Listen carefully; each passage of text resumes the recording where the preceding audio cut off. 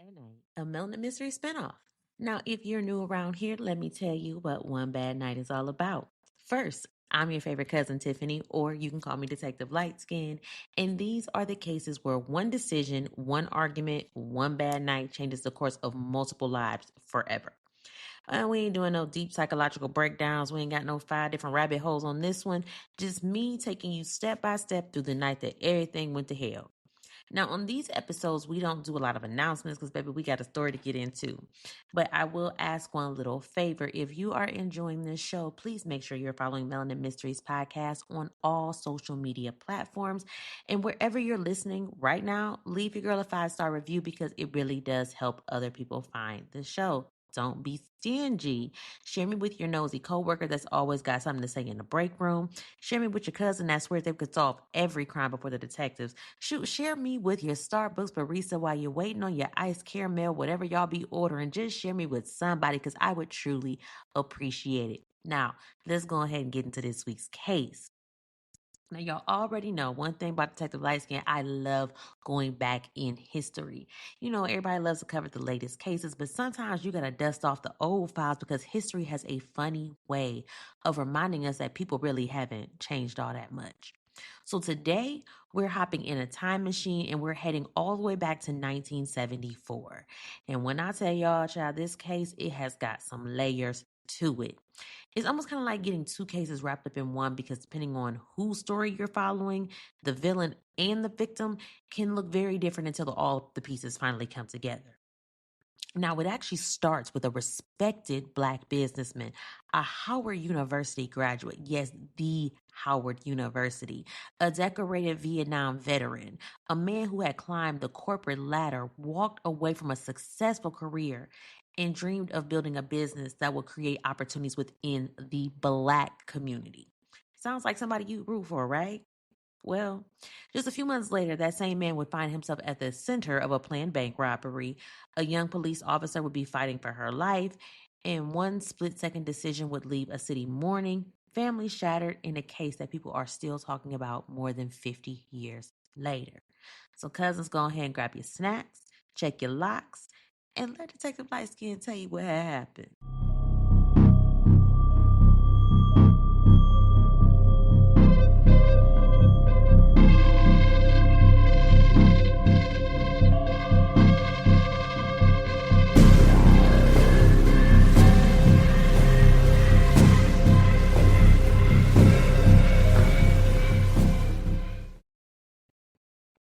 All right, cousins, we about to just go ahead, jump in tonight that everything went to hell. We are in Washington, D.C. It is September 20th, 1974. Now, first off, somebody done snitched. That's how we starting this one off. Somebody done snitched. Because the police had gotten tipped off that a bank robbery is about to go down this day. They don't know exactly who's involved. They don't know when it's going to pop off, but they know enough to have officers scattered all over the area waiting. They got plainclothes officers, they got uniformed officers, and everybody just sitting there like, all right, well, we going to see who shows up. Then we're going to enter Sergeant George Bailey and Officer William Tinsley. Baby, they posted, they watching, they ain't trying to be too obvious, nothing. And then they look over and they see these two men sitting in a car. And then, everything looked normal until they said one of them reached up under a towel and pulls off a sawed-off shotgun. Now, I'm sorry, because there really ain't no innocent explanation for that one. Ain't nobody ever reached up under a beach towel and surprised me with a sawed-off shotgun because they was on their way to Bible study, right? Okay, so immediately, Sergeant Bailey is like, yep, found them.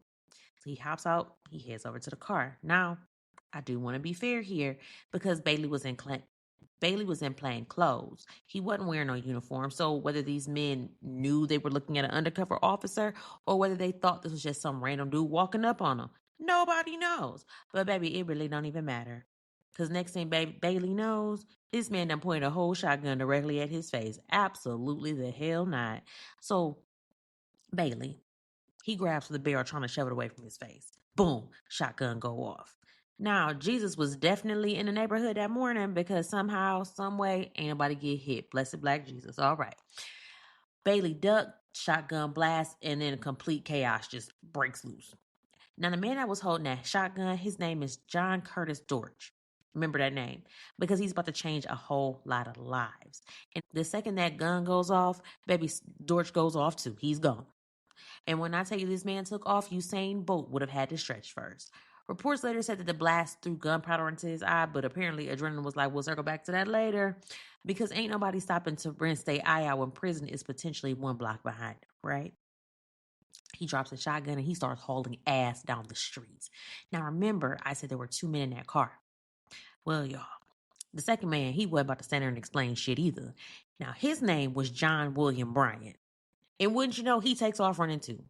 But from this point forward, I'm going to start calling these men by their last name, because for reasons I don't understand why there's all these Johns in this story. I don't know who named this cast, John, and John.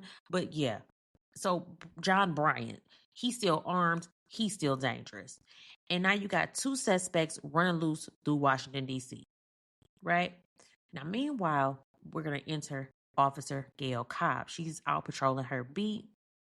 And I got to pause because I got to give Miss Cobb her flowers, because she wasn't just any officer. She was part of the first generation of Black women who were finally allowed to patrol the streets of D.C. as sworn Metropolitan Police officers, right? Just a few years earlier, Black women weren't even given the same opportunity as their male counterparts. So every single shift that Gail worked, she was making history whether she realized it or not. Now, she'd already heard the radio traffic. There's 2 armed suspects. They running. They somewhere in her patrol area. This is the part that's going to make you sit up a little straighter, y'all. All this is going down about 6 blocks from the White House. And the president at the time was Gerald Ford. Now, mind you, let's say we're in history, so what I'm doing to give you slide in a little few history lessons here and there. We're going to sprinkle them throughout the episode. So Ford had only been president for about 6 weeks after Richard Nixon resigned because of Watergate. Y'all remember that? So imagine this. The country is still trying to catch its breath after one of the biggest political scandals in American history. But baby, it ain't touching on nothing that's going on right now. And now you've got 2 armed robbery suspects running through downtown Washington, blocks from the White House. Baby, this day was just getting started. And while all of this foolishness is going on, a civilian runs up to Officer Cobb and says there's an armed man who she just noticed, he or she, they didn't say which one, had just ran into a nearby parking garage. Real quick sidebar, because this part absolutely sent me. Now, there was an employee at the Lee D. Butler Lincoln Mercury dealership. His name was Aaron P., right? Standing at the doorway of that same parking garage this armed man runs into. This man later told reports, and this is the direct quote, he was like, I saw that guy running towards us. He had a shotgun and I bailed out. Baby, I ain't even mad at you. Same. But that's how you know Aaron was one of us. We don't need no DNA test. Because let me tell y'all something. We see somebody running toward us with a shotgun, we are not standing there to see what happens next. The curiosity immediately leaves our body. Aaron was like, y'all got it. Y'all got this. And he proceeded to remove himself from that situation. Respectfully, I ain't mad at him. We'll catch the replay later. But anyway, Bryant, he runs into the parking garage. And remember, this fool is dressed. He's like dressed like a construction worker. I guess this is part of the robbery plan, blend in. You don't want to attract attention. Now, once he gets inside, he ducks off into a restroom. I'm assuming the plan was change clothes, walk back out, act natural, maybe whistle a tune or whatever, and disappear into the crowd. Well, God said not today. Because the second Brian comes out of that bathroom, guess who's standing there? Officer Gail Cobb. Now, depending on which article you read, some say Gail told him, put your hands up. Others say she just simply told him to stop. They say either which way it went, he froze just for a second. And I need y'all to listen carefully because this part makes me so mad every time I read it. Gail never reached for her gun. She did not at all. She was not trying to shoot him. She wasn't trying to play cowboy. She wasn't trying to be no hero. She simply raised her radio to call for backup. That's it. And while she's calling for backup, that's when this sloth-mouthed, twisted-nosed asshole made the decision that would define the rest of his life. He pulls out a handgun and he shot her. The bullet ripped through the watch that her mama had bought her for her birthday. It tore through her police radio before lodging in her chest. So hold on and pause. Because Gail Cobb deserves way more than 30 seconds in somebody's history book. Let me introduce you to her properly. Her name was Gail Adrienne Cobb. She was born August 17th, 1950 in Washington, D.C. Her parents were Clinton and Gloria Cobb. Her daddy worked as a corrections officer, so law enforcement was in her blood, and her mama was a crossing guard. She was the second of five children, raised in a row house near 14th and D Street. Don't know where that is, but that's where she was raised. She graduated from St. Cecilia's Academy in 1969, and they said her teachers described her as creative, energetic, the kind of student people like, just like being around. But that's what broke my heart because being a police officer wasn't even Gail's first dream. Like, baby girl wanted to be a fashion designer. She wanted to go to Switzerland to study. But y'all know life be life, and her family they just couldn't afford it. So instead, she started off, she became a telephone operator. And then one day she was like, you know what? I'm going to apply for the police department. Here's another little history lesson. Women weren't allowed to patrol the streets of DC and as police officers until 1971. And before that, you had to be at least 5'7". Her daddy had applied for the Metro DC, but he didn't meet the height requirements. So that was a dream deferred for her daddy as well. And baby, let me tell you about Gail. Baby, Gail was 5 feet tall. She was pocket sized, travel sized, fun sized. And she literally had to wait until they lowered that height requirement. And she also had to gain weight just to get into the academy. And that is determination. Look, at 19, she had already become a mama to her son. His name was Damon Demetrius Cobb. Baby daddy, deadbeat ass, crowfoot ass Negro. Useful as a windshield wiper on a submarine. So Gail did what strong women have always done. She got up and went to work. She took care of her baby and she kept pushing. She applied to the MPD in October of 1973. She graduated from the academy in April of 1974. Her instructors loved her. Hardworking, dedicated, committed. The kind of officer you wanted working in your neighborhood. And she was Black, duh. So she'd been on the force for less than 6 months. And since she was taking night classes to learn sign language, she's training for a motorcycle certification, building a future, making history, living her life. And she had no idea on September 20th that would be her last day. Now, meanwhile, this Negro Brian ain't thinking nothing about none of that. After shooting Gail, his raggedy ass turns around and takes off back up the parking garage ramp. Only by now, child, the entire police department is looking for him. He makes it to street level, and here come officers Arturo Sylvester and Kevin McCarthy spot his ass immediately. Officer Sylvester, he takes off. He's chasing Brian through the parked cars. Now, Kevin, come to the front of the congregation, please. 1 second. Because respectfully, I need to know what possessed you. Because this man decides instead of running between the cars, he's just gonna run across top of them. Kevin was out here treating folks' Buicks and Oldsmobiles like an obstacle course. Sir, I got a deductible. I have a deductible on my car insurance, and was not on my bingo card. That's money I wasn't trying to spend, sir. Was the force gonna pay for that? But anyway, eventually, Officer Sylvester gets close enough to yell, "Drop your gun!" Brian was like, "No, fuck that, fuck you." Sylvester fired off a shot. I guess Brian was like, "Okay, oh shit, oh wait, you were serious about that, all right." And he remembered how to cooperate. He surrenders. But unfortunately, Officer Gail Cobb, she was rushed to George Washington University Hospital, and the doctors did everything they could, but Gail died from her injuries. And y'all, she was only 24 years old. Yeah. Now, if you are sitting there wondering where the hell is the other John Dorch, child, let me tell you how this man had managed to ditch the construction clothes, blend in with regular folks walking down the street, catch a city bus, and ride his ass all the way home. Yes, like he just clocked out from a double shift. At this point, the police are looking everywhere for this man. Baby, Washington, D.C. was hotter than fish grease. They had that city locked down. They checking cars, stopping folks, following every lead they got. Hell, if you sneezed too hard, somebody was probably asking for your ID. And still, nothing. Meanwhile, Bryant's ass, John Bryant, he under arrest. And let me tell y'all, they was not about to play with this man.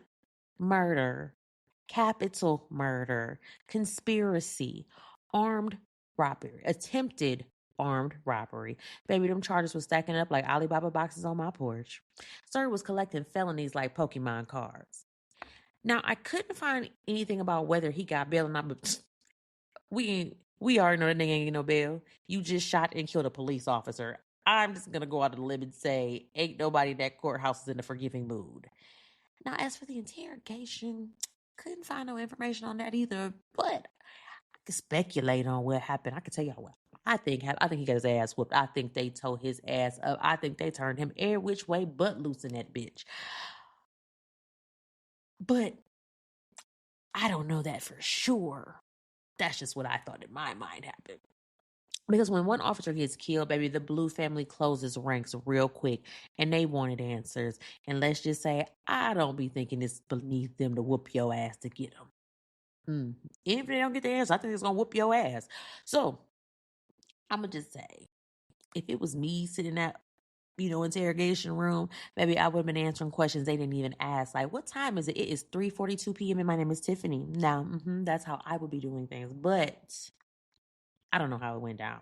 Now, John Dortch, I don't know if reality finally slapped him upside the head or something, or maybe he just realized there really wasn't going to be nowhere left to run. But the very next day, he ends up turning himself in. He walked right on in and got hit with them same exact charges. Now, can I be honest with y'all for a second? Because I know Dortch was somewhere punching the air because in his goddamn mind, wait a goddamn minute. I was just trying to rob a goddamn bank. How the fuck did I end up with a murder charge? Now, don't misunderstand me, please. I don't feel sorry for this man because when you decide to commit an armed robbery, you also sign up for whatever comes with it. And unfortunately, what came with it was the death of Gail Cobb. Now, while these two fools are sitting in jail, Washington was preparing to bury one of their own. Now, Gail's little boy Damon, he was only 4 years old.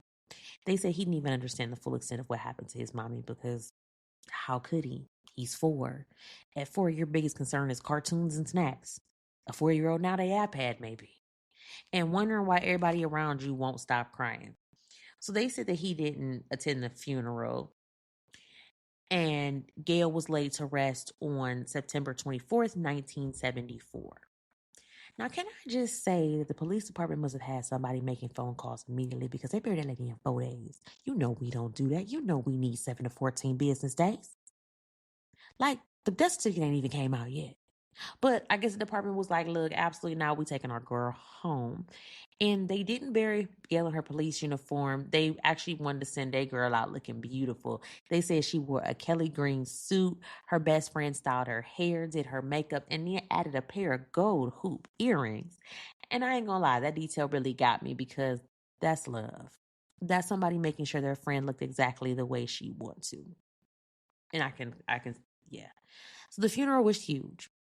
They said hundreds of people came out to pay their respects. President Gerald Ford even sent a letter honoring Gail, saying that she had earned, quote, lasting admiration for the cause of law enforcement and the well-being of our society and had made, quote, the highest sacrifice. And after Gail's death, her parents stepped in and raised little Damon. The police department had even established a trust fund to help take care of him.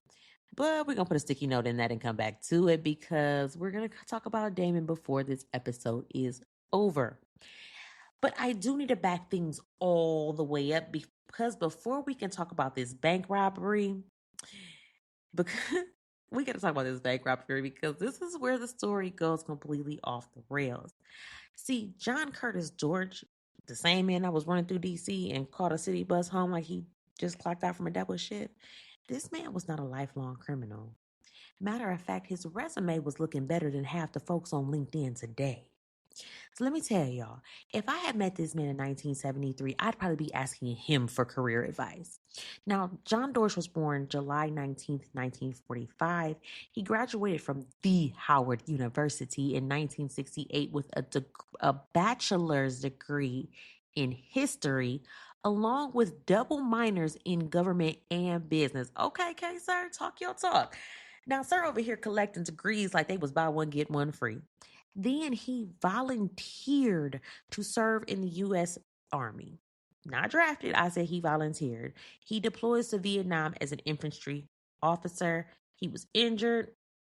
He receives an honorable discharge because of those injuries.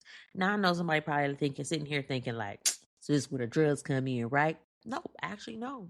He wasn't strung out on that shit. After leaving the military, he actually went to work for the New York Life Insurance Company as a field underwriter. Let me tell y'all how he was good at it. By all accounts, he was successful. He was respected. He was making good money. And then in 1974, he walked away from all of it. He started JCD Enterprises, his initials. And on paper, this company had a beautiful mission. It was designed to help Black-owned businesses get started, grow, and succeed. Matter of fact, if I knew all that part, I'd be probably writing him a donation check. I got a hot 10 on it. I got dollars, not dollars, just 10.00. I would be able to contribute. Now, this is the part that'll have your neck hurt in this case, because one minute she's sitting there thinking like, okay, KK, talk your talk, do your thing, but then 5 minutes later you screaming, sir, what the fuck are you doing? So look, he had convinced 20 of his friends to invest $5,000 each. And we're talking 1974. So $5,000 in 1974 is a whole lot of freaking money. So now he has $100,000 in 1974. So in 1974, like I said, that is real money, because folks would have fought you over $10 back then.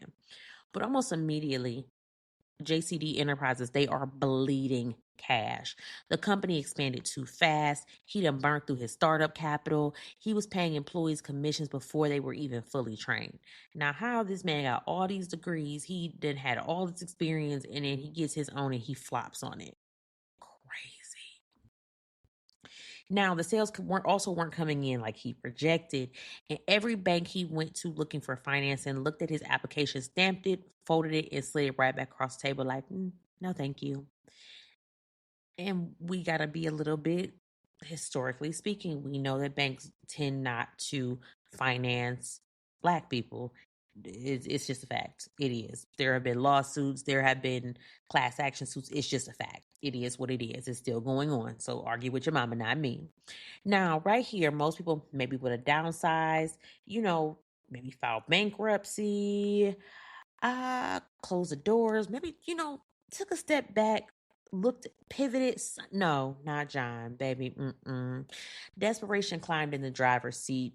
Common sense got duct tape, blindfolded, and left at a rest stop.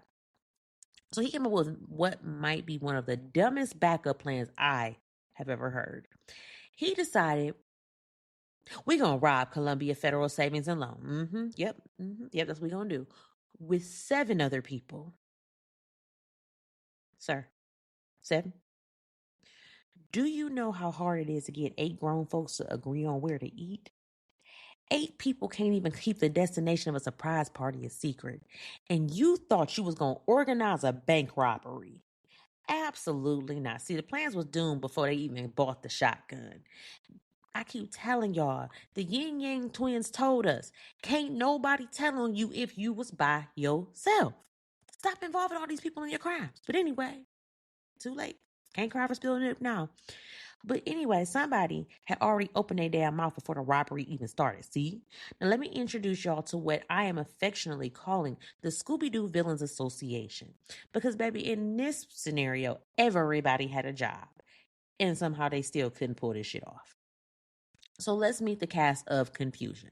First up, we have John Curtis Dortch, our mastermind, the man with the degrees, the business plans, and apparently no backup plan once common sense left the building. Then we've got John William Bryant.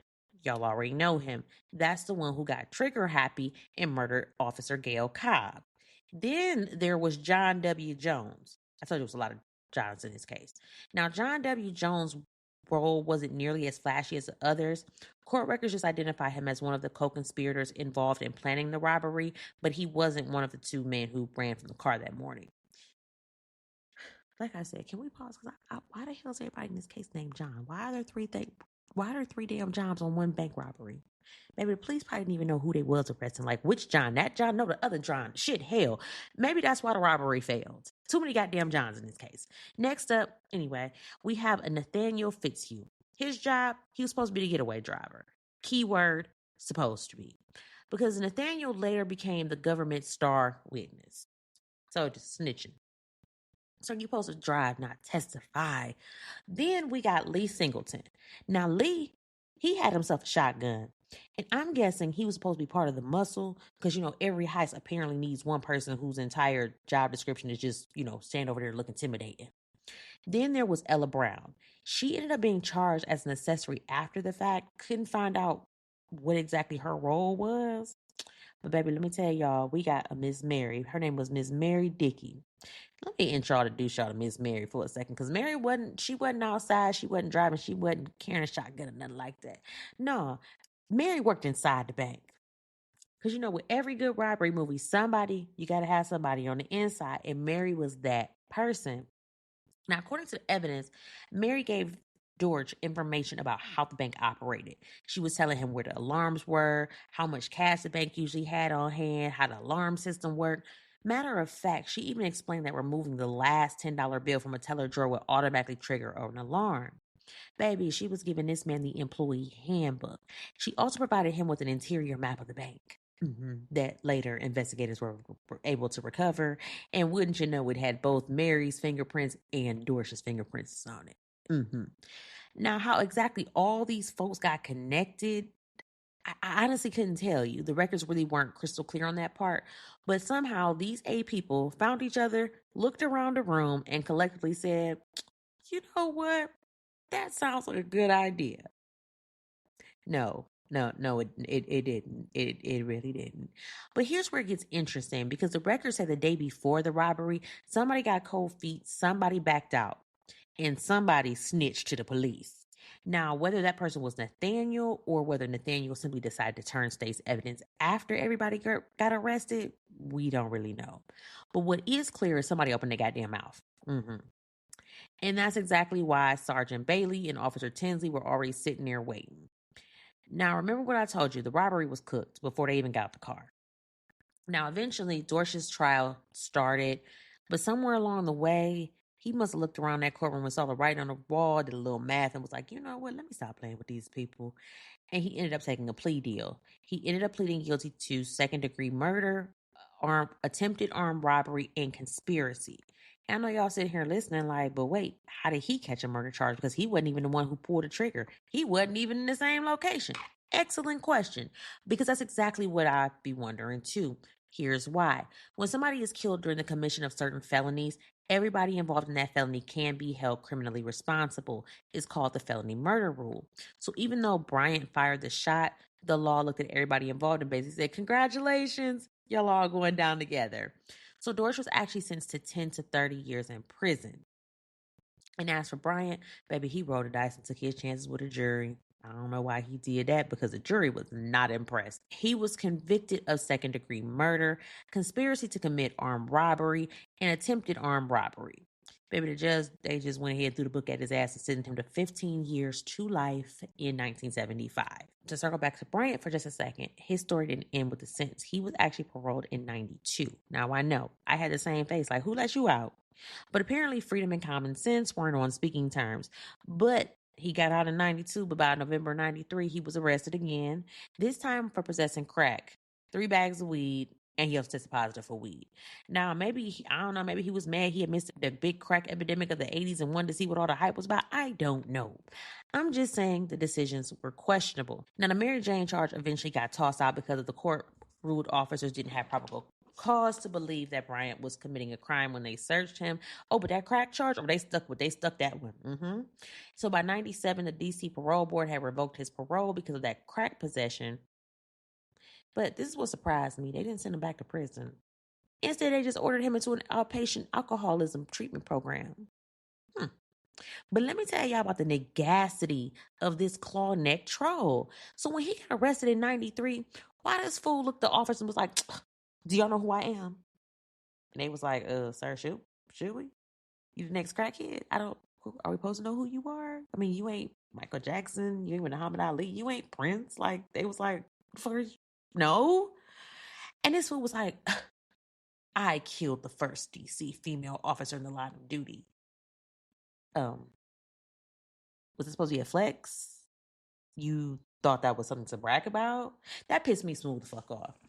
But according to the reports, after saying that, they said he ain't say nothing else the rest of the whole time he was there. He just was just mute. You could have said shut the fuck up the whole time. Just saying, that shit is free. But After those parole proceedings, he pretty much disappears from the public record. At least everything I could find. I don't know if he quietly lived out the rest of his life, whether he passed away, whether he smoked crack until he died. I don't know. Sorry. The trail just kind of ends. Now back over to Dorch. Child, we got a whole bunch on him. So after his story took a turn I never saw coming. So while he was in prison, first of all, they said he was a model prisoner, which I don't really expect anything less from him based on his history. But while he was in prison, he did file several motions trying to reduce his sentence. He tried to withdraw his guilty plea. Then, again, the negacity, he tries to paint himself as the victim. Excuse me? Now, he claimed that he had actually decided not to go through with the robbery, right? According to him, he was supposedly taking the bags back to the car when the police arrived. Then he argued, had the officers not overreacted, Officer Gail Cobb would still be alive. Sir, I don't think that's the argument you thought it was. That's like setting somebody's house on fire, then blaming the fire department because they broke a window trying to put it out. Absolutely not. None of that erased the fact that y'all showed up armed, ready to rob a bank. Yeah. But anyway, in 1989, after serving about 15 years, Dorsch was released for good behavior. And this is where the story gets a little bit stranger. He pretty much went back to living the kind of life he had before all this craziness went down. He became the business manager for the Covenant Baptist Church in Washington, D.C. In 1991, he enrolls in law school. He graduates in 94. He passes the bar exams for Virginia, Maryland, and Washington, D.C. He works as a paralegal. He even teaches as an adjunct professor at the D.C. School of Law. Baby, on paper, he had done everything except convince the legal system to trust him. Because by 96, he was fighting to actually be permitted to practice law. Because even though he passed the bar, he was not allowed to practice law. And the courts told him respectfully, nigga, no. It didn't matter how many degrees he earned. It didn't matter how many people he wrote. It didn't matter how many people wrote letters on his behalf. It didn't matter what he'd accomplished after prison. The courts kept going back to one thing. You're a convicted murderer, sir. You killed Officer Gail Cobb. Look, in 1997, he even applied for a presidential pardon. He was trying. Like, the man was doing everything he could. Denied.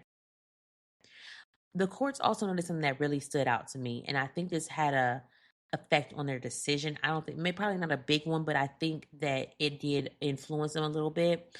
They said despite rebuilding his life, despite earning money, despite sending money home to his wife while he was incarcerated, because he ended up having a house that he ended up selling for $100,000 in the 80s. What? There was no evidence that he'd ever offered any type of restitution to Gail's family. No financial assistance, just nothing. And I don't think the courts could overlook that. Now, in 2008, George published an autobiography titled Memoirs of the Prodigal Son, The Road to Redemption. One day I'm going to get around to reading it. My TBR list is crazy long, and I would have loved to read it, but I was late on this case, so yeah. But eventually I'm going to read it, and when I read it, I'm going to come back and I'm going to update y'all, okay? Yes, will do. So as for today, public records after that really become scarce. Given that he was born in 1945, he would have just celebrated his 81st birthday if he's still living.